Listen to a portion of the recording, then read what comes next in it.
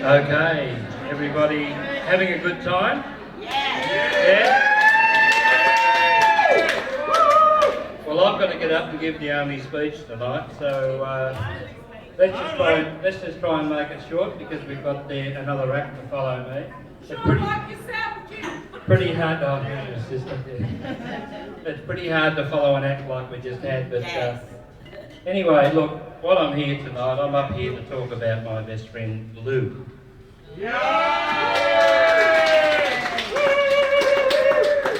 And normally I don't have notes, but I've got so much to remember, so much to get through, and a couple of sablons and all that, you know. I'm liable to forget someone and get myself in the shit anyway, so. These significant birthdays, I sometimes compare them to funerals. I've been to a couple lately, and you sit there and you hear the eulogy and you think, gee, I wish I had known about that while he was alive or she was alive. Because, you know, there's so much about people. Well, hopefully tonight, Lou's not dead. She's here. She's sitting over there. There she is.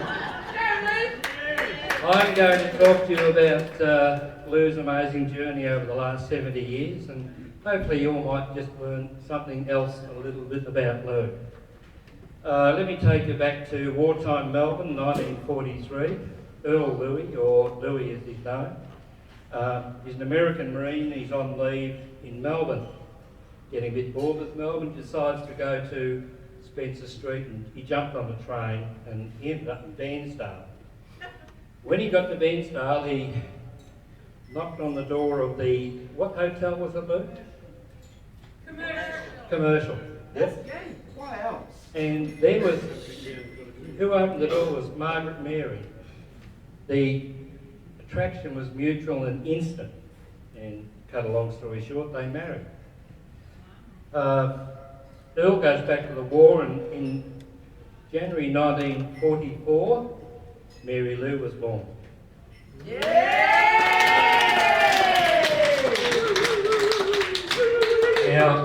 Now Louis survived some of the fiercest fighting during the war in places such as Guadalcanal and Okinawa. He went right through the whole Pacific Theatre.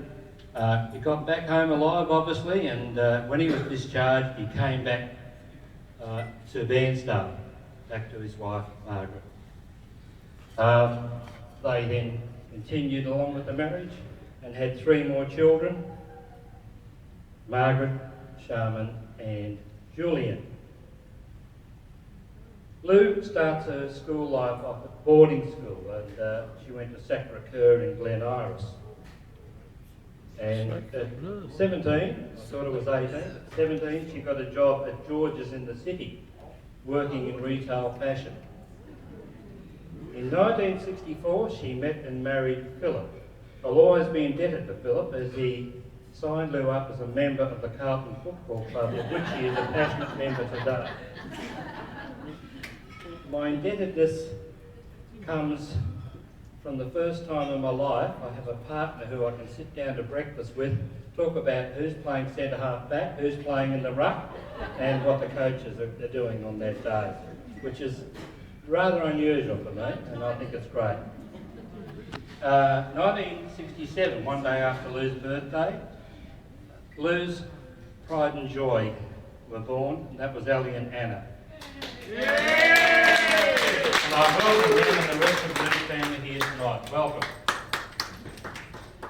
After the first marriage had ended, Lou met and married Dennis, and they together ran a highly successful insurance brokerage company called VIPs or VIPs. The company was so successful that every 2 years, as a reward, the parent company sent them on an overseas trip. It was this that enabled Lou to visit nearly every country on earth and enjoy a lifestyle that my princess has become accustomed to today.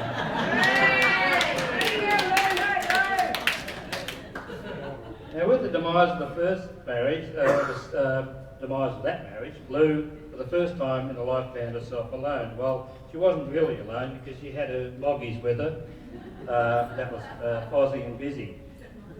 Actually, they're both older than Lou. In human terms, they're both 106. I think it's 106, Lou? Oh, okay. Don't I stretch the truth a bit? Lou has always had a cat or two or three in the house. Okay, Lou sold her Brighton home and she moved into a unit in George Street High, around the corner from where she bought her unit in Panorama Avenue, where in 2007, where she is today. Lou has another passion, and that is volunteer work. For the past 15 years, she has tirelessly worked at Family Life in various positions: receptionist, op shop, supervisor, and Keith Street as a community centre for mums and bubs. You might just see, very well done. And you'll see there, you'll probably see Lou as Father Christmas up there, which she used to do every year for the kids. And she used to wear padding and all that, didn't you, Lou? What's that, Jim? You're dead. Dead man walking. I see. No, there's no daggers over there. March 2008, I was trawling through the RSVP internet dating site and came across Lou's profile, so I sent her a kiss, and as Lou was on the site at the same time, she replied straight away. We arranged to meet on a date, and 6 years later, here we are.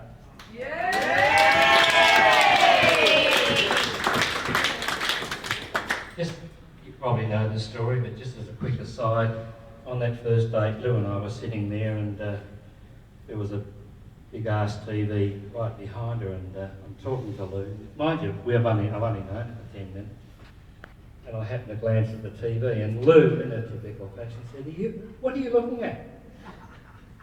Are you watching television? We're on our first date. And I said, well, guilty as charged, Your Honour. And she goes, well, I thought, oh well, this was a very quick coffee date.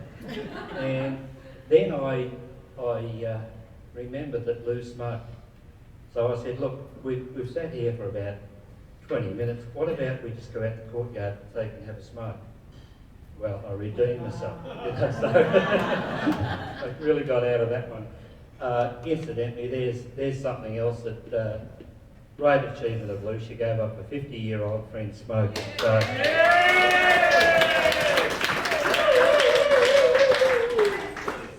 early in the relationship, we took up social bowls at Hampton, and then we progressed to pennant. A great sport. You can play it at any age.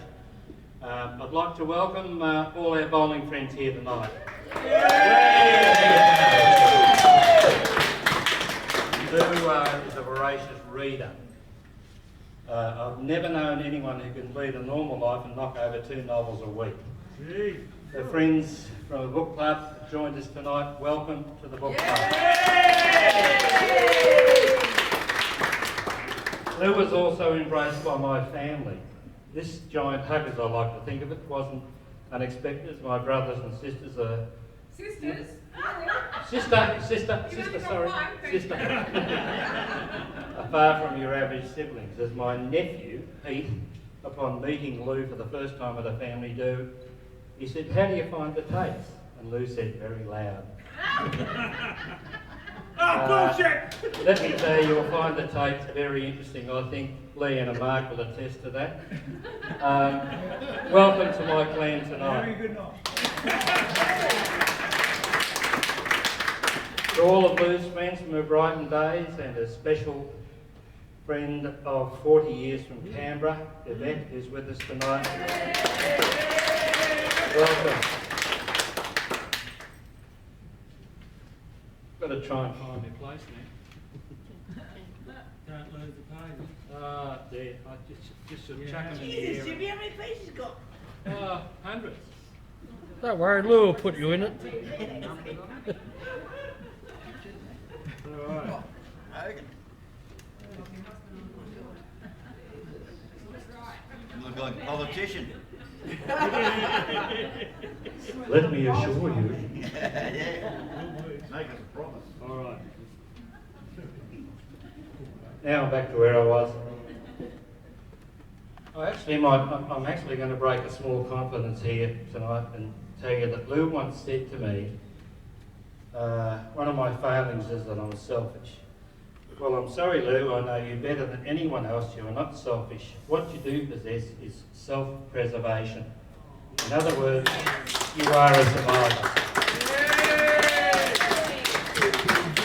And how many of us in the room can identify with that? Yes. You survivors? Yeah. All the best for the rest of our journey together, Honey Bunch. I love you lots, Lou. And P.S. Yes, Lou, you're an excellent cook and you're a bloody good entertainer.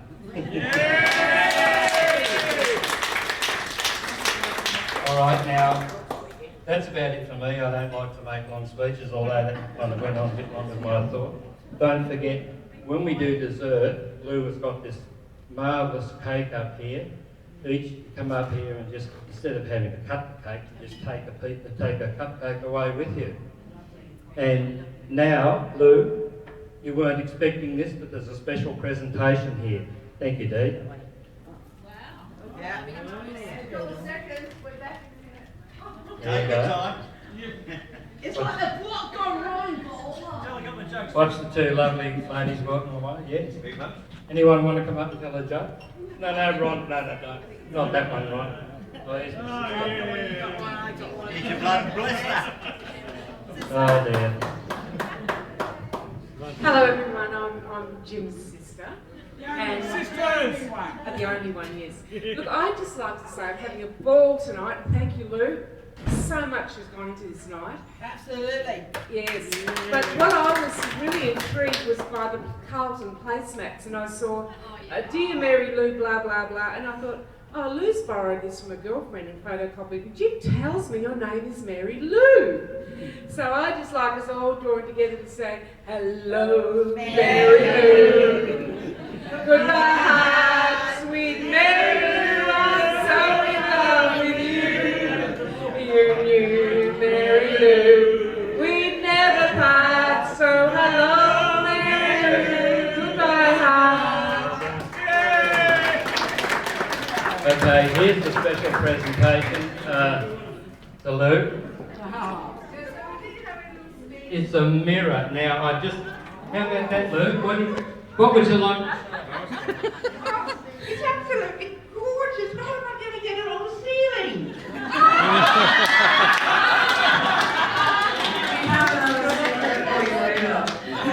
Aren't I beautiful? Look. Honestly. Look.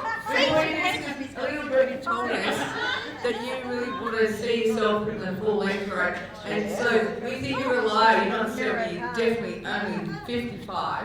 And hallelujah, is it great? Gorgeous. From all the girls and guys who And the bowling club. Bowling club. Thank you very much. Absolutely. We know. Tommy, have you got any silicone? We can stick this on the ceiling.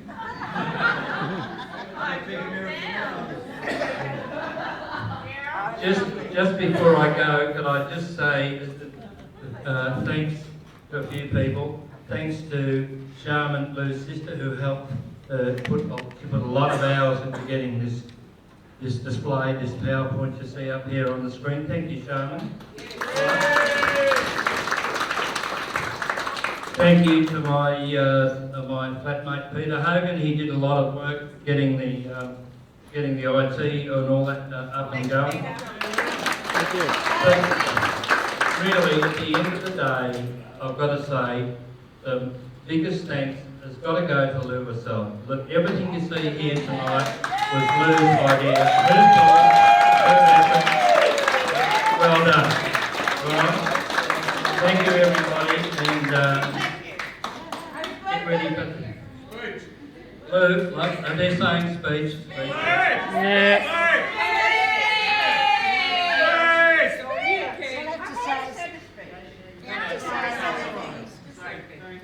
Thank you. Good girl. Come on. Thank you for the Christmas party opening later. Thank you for your presence here tonight, which is more valuable than anything. And just keep enjoying the night.